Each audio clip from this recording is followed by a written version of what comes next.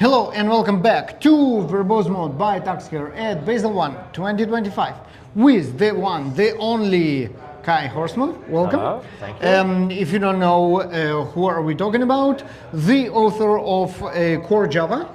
I would say at least 50% of people knowing Java in the world know Java because they read Core Java. Thank you. And we are now on revision 14. 14. And It just came out last week. last week, Victor, you heard that? Core Java revision 14 is out. Yes, yes. And so... Yeah. And there's peace in Israel. So. And there's peace in Israel. So. Yes, yes, exactly. And we're going to talk about very mysterious topic, which is called When Greed is Good. Yes, so... What are we talking about? So, here's the title is better than the talk, and so here's how it came about.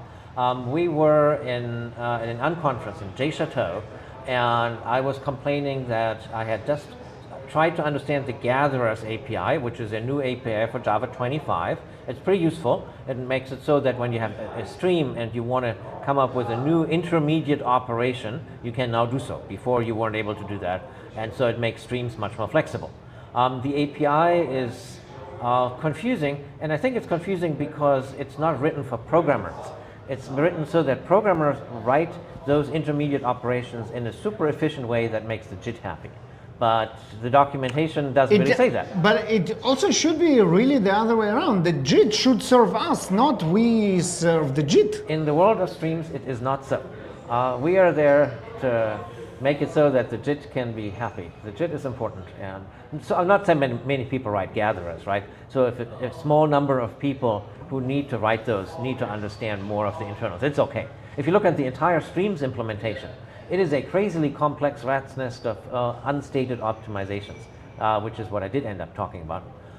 But back to the gatherers. So that when you write a gatherer, you have to make two choices. Do you want it to be serializable? No, sorry, it's sequential. Do you want it to be sequential, or is it okay to be parallel? That's choice number one. And do you want it to be greedy, or what's the opposite of greedy? I call it picky. Like, you know. Ah, this is nice. Yeah, Yeah. Picky is definitely the opposite of yes, greedy. so picky is good, right? Yeah. And so it's easy to understand. You know, of course, it would be nicer if it can work in parallel. And so you try that, and if it doesn't work, then you give up and say it's sequential. But greedy, picky, the thing is greedy if it's eating all of the elements that you throw at it. It's picky if it might refuse to do any more, like a picky eater, right? My daughter. So I never really understood what the difference was. So I asked in the mailing list, and I was rewarded by a statement that I couldn't understand, that said, you know, there's some signaling overhead with all that, the rejecting, that cancellation. And I said, okay, but that must be small beer. And I said, do you have a benchmark to back it up? No, they didn't. And I made my own benchmark, and there was like essentially no difference. And but then someone was insistent and say, it's really important that you focus on the serial case because most people don't write parallel streams anyway. So there I was and complained about that at Cay Chateau. One of the participants, Sven Waltman, came up with a complex scenario, parallel streams here, serial stream afterwards, greedy gatherer, and he said, why are there all these threads and some mumbo jumbo of the various lambdas run on the various threads? I don't understand. And I now understand it after looking into the crazy mess of that optimization that goes on behind there. But the much more interesting thing for me was I now understood why greed can be good.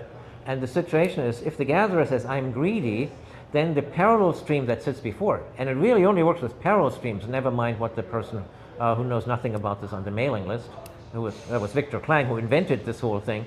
Oh my God. What he said, the parallel to serial conversion, that's where the greediness makes sense, because if the thing is picky, then the parallel stuff before that, I'm not going to bust my balls computing all of those maps, which might all be expensive, because they might be thrown away later. Yeah, that makes sense. No, which makes perfect sense once you know what it is. So now I knew when greed is good, and like I said, the title was too good to let go to waste, and I came up with a talk that goes somewhat deeper into a whole bunch of the performance issues that you have with streams. People have been using streams for now 11 years. There was Streams 1.0, when everyone used streams, everyone tossed the word parallel in there because, and sometimes it worked. Because sometimes, parallel is great. Right, exactly, Yeah. right? And sometimes it worked and sometimes it was horrible, and people moved on to other things. But there has been a renaissance of streams, so to speak, in the last 2 or 3 years. Venkat has a set of articles out on dev.java that talks about it. There's been a few conference talks. And in fact, just before my talk, there was a really nice talk by François Martin, that was about the kind of stream code that he sees in production, where that comes in through pull requests, and then he has a heart-to-heart with the coders and said, maybe you shouldn't be doing it like this. And then I said, oh, well, thanks so much. This shows that what I was talking about, namely how to understand the cost of the parts of the pipeline, how this is actually useful knowledge for everyday coders. And there I came, arming people with the tools that they need to have. And those tools really are the debugger. Since none of this stuff is written down, sometimes you have to actually debug right into the stream code, and it's not as hard as it sounds. And of course, good old test harnesses with JMH, and sometimes you actually want to watch the JIT with JITwatch. So that was kind of my talk. Show those tools, show what secret knowledge they can give you, and I could be talking about this stuff for another 45 minutes. Yeah, of course. But let me ask you like a more practical question, I guess. So, what is the kind of rule of thumb for developers of this parallel sequential greedy picky combination? Yeah. Okay.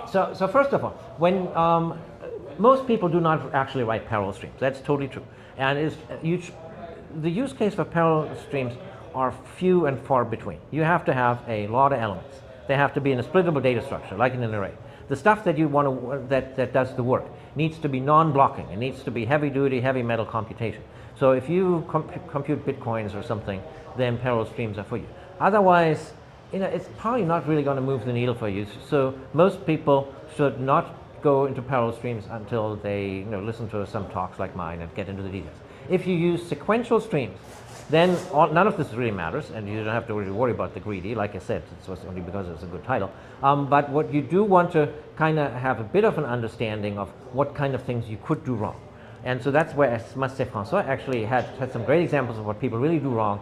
The single biggest mistake that people make is they don't go all the way with streams. They do the part that they're comfortable with in streams, then they toss the result into a list, and then they process the list, even though like they might only want to have a couple of elements out of it. Or in one particular dramatic example, they just want to know how many elements there are. You do not put something into a list just because you want to know how many there are, but that is the stream code that you see in the wild. The other thing you want to worry about is if you do a lot of iterations and there's a per iteration allocation in there, that can get expensive. And so if you stay away from unnecessary allocations like of wrappers or of tuples that only live for a short time, and if you stay away from collecting stuff that you don't need collected, you're probably good. And then there's only one recipe for streams, and that is taste. Does it look good as a stream? Then you use streams. Does it look then there's no requirement to use streams, just use a loop. That makes sense. For being able to look at the code and say that looks meh in a stream, you really need experience though. Yeah, and that is somewhat true. And these days, where so much of the code that you see gets generated by some chatbot, then yeah, you might want to experiment and say, can you rewrite this as a stream or the other way around and see what you like better. But like with everything with taste, right? You need some amount of experience. Yeah, so taste is experience. But I think we're all getting better at reading code, right? Because now we need to read all that code that the AI overlords make us read. So that's a good case if actually someone reads it. The worst code is I would not know what does. Yes, in general, I would not advocate the if it seems to work, we're good approach. Yeah, you definitely want to read that code. Yeah, well, you'd better. Okay, thank you very much. That was very interesting. We learned a lot. So people pay attention for those combinations of parallel sequential and greedy and picky. And the rule of thumb, if you are not sure you really need parallel streams, you will probably be with sequential streams, and then everything is fine. That's a pretty good first order summary. Amen. Okay. Okay, thank you very much. It Thank was a you. pleasure. And you all stay tuned for, you know what? The last episode of Verbose Mode by Tax Care at Basel 1 2025 is coming up right now. Thank you and bye-bye.